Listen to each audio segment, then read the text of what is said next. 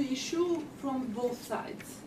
I can see very well that in France, as in Germany, as in Austria, as in Netherlands, people don't know anymore why we need Europe. My children that were born in France can't even imagine that Europe could not exist. But it can happen. So on the European side, on the French side, of course what the President Macron is saying, we need to reform Europe, is very crucial for Europe to exist, because our people in Europe don't know anymore why they need Europe. On the other side, not in this, of course not in this room. Here we are, all of us, we are convinced Europeans. But outside, this is more and more the feeling people have. But on the other side, in the Western Balkans, people know very, very well why they need Europe. It is very simple. In these countries, you have a mass of middle-class people growing.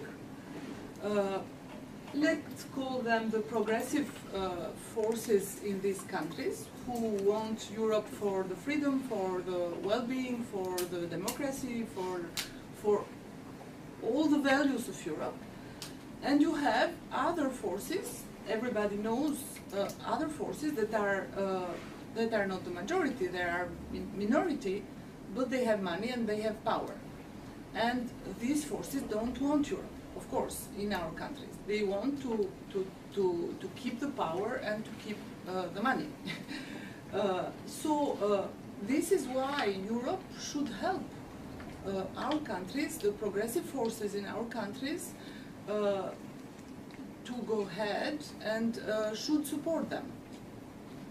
And in this regard, the Sofia Declaration, with the clear support on different topics like rule of law and good governance, like security and migration, like socio-economic development and youth, connectivity, digital agenda, which I was very at the beginning of it, and reconciliation. The support that Europe is giving is very important, but on the other side, the political support with the opening of negotiations is as important as the financial support. You need to give this signal to people to say, yes, you are Europeans. And I can understand very well the difficulty on the other side, because we are in an electoral year, and it, of course, for generally in the opinion, it is difficult to make the distinction between opening negotiations and being a member, of course, for people in Europe. But we can explain that.